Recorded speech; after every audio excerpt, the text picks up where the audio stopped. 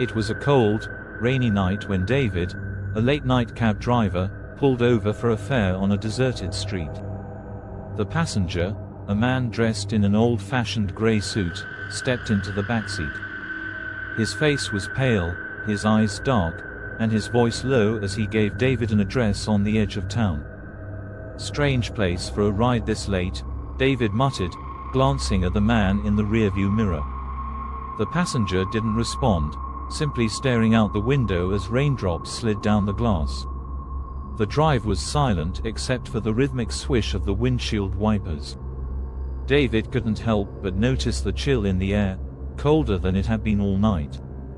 The address led David to an old, abandoned farmhouse. Its windows were shattered, the paint peeling from the wooden boards. The passenger sat motionless in the backseat.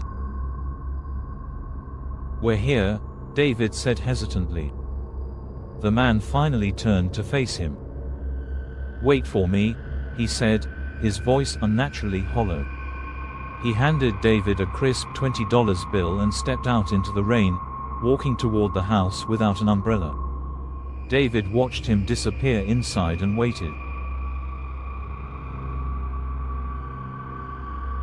The minutes ticked by, and unease crept in. The farmhouse seemed darker now, the surrounding trees swaying ominously in the wind. After half an hour, David decided to check. He couldn't just leave someone in a place like this. Flashlight in hand, he approached the house. The door creaked open at his touch, revealing a dusty interior. The furniture was covered in sheets, and cobwebs stretched across the corners. "Hello, sir?" David called out, his voice echoing eerily. No answer. He ventured further, his footsteps loud against the creaking floorboards. In the living room, a picture frame caught his eye. It was a faded photograph of a family, a man, a woman, and a child. The man in the photo was unmistakably the passenger. David's stomach dropped. The photo looked decades old. Panicked, David fled the house and jumped back into his cab. He started the engine and sped away, glancing in the rearview mirror. To his horror, the passenger was back in the seat, his expression unchanged. "You didn't wait long enough," the man said, his voice cold. David swerved in shock, but when he turned around, the backseat was empty.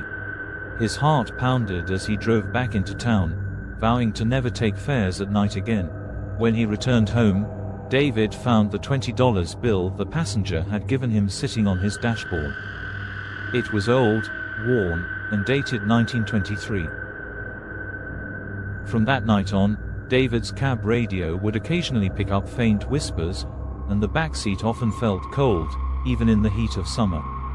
Sometimes, when he looked in the rearview mirror, he thought he saw a shadowy figure in the backseat staring silently. And on quiet, rainy nights, his phone would buzz with a new ride request, always from that same desolate farmhouse.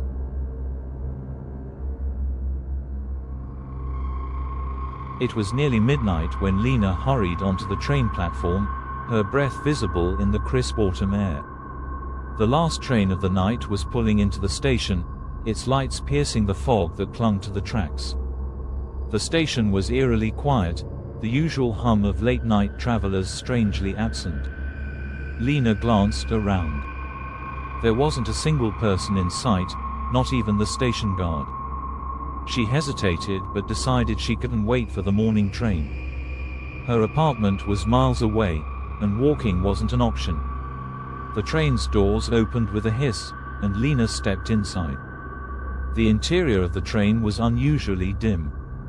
The fluorescent lights flickered weakly, casting long shadows across the empty seats. She walked down the aisle and chose a seat near the middle.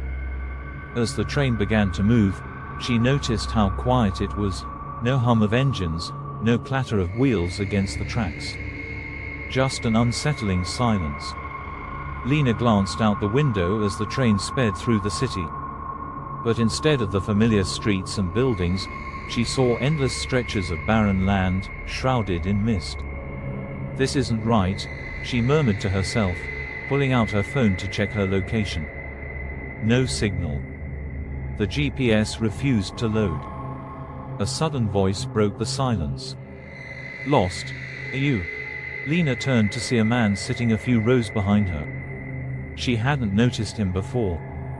He was dressed in an old-fashioned suit, his hat pulled low over his face. His voice was calm, but there was something about his tone that sent a chill down her spine. "This train isn't taking the usual route," Lena said, trying to keep her voice steady. The man chuckled softly. "It never does." Before she could question him further, the lights flickered again, plunging the car into darkness for a moment. When they came back on, the man was gone. Lena's unease grew as the train continued. She decided to move to another car, hoping to find a conductor or at least another passenger who could explain what was happening. As she opened the door to the next car, she froze. The seats were full of people, but something was wrong. They sat perfectly still, their faces pale and expressionless. None of them seemed to notice her. "Excuse me," Lena said, her voice trembling. No one responded. She walked further down the aisle, her footsteps echoing in the silent car. One of the passengers turned their head slightly, their eyes meeting hers. Lena gasped. Their eyes were pitch black, void of any whites. The passenger's lips parted as if to speak, but no sound came out. Panicking, Lena backed out of the car and into the one she had just left. It was empty again, and the man in the suit was nowhere to be seen. Desperate for answers, Lena pushed forward through the train, car after car. Each one seemed more bizarre than the last. One was filled with flickering images of places she had never been. Another seemed impossibly long, the far end vanishing into darkness. Finally, she reached the front of the train. A figure stood there, wearing a conductor's uniform. His back was to her as he stared out the window at the endless mist. "Sir, please," Lena said, her voice breaking. "Where is this train going? I need to get off." The conductor turned slowly, his face pale and gaunt. "This train," he said, "only goes one way." "What does that mean?" "It means you're not supposed to be here." The conductor's words sent a wave of dread through Lena. She turned and ran back through the cars, hoping to find an exit. The train felt alive now, the walls seemed to pulse, and the lights flickered erratically. She finally reached a door marked "Emergency Exit." Without hesitation, she pulled the lever and jumped, tumbling into the foggy void outside. Lena hit the ground hard, the impact knocking the wind out of her. She lay there for a moment, gasping for air, before sitting up. The train was gone, and she found herself in a desolate, mist-covered field. There was no sound, no sign of life. In the distance, a faint light flickered. Desperate and disoriented, Lena stumbled toward it. The light grew brighter as Lena approached. To her horror, she realized it wasn't a beacon or a house, it was the train. It stood silently on the tracks, its doors open, waiting for her. A voice echoed in her mind, cold and emotionless. "You can't leave." Lena turned and ran in the opposite direction, but no matter how far she went, she always ended up back at the train. The world around her seemed to shift and bend, trapping her in an endless loop. Exhausted and defeated, Lena finally stepped back onto the train. The door closed behind her with a hiss, and the train began to move. Epilogue: no one ever saw Lena again. Her friends and family searched for her, but it was as if she had vanished into thin air. Late at night, on foggy platforms, some commuters claimed to see a lone woman sitting in the back of the last train, staring out the window with a haunted look in her eyes. The train to nowhere always finds its passengers, and once you board, there's no escape. По лесу, ой,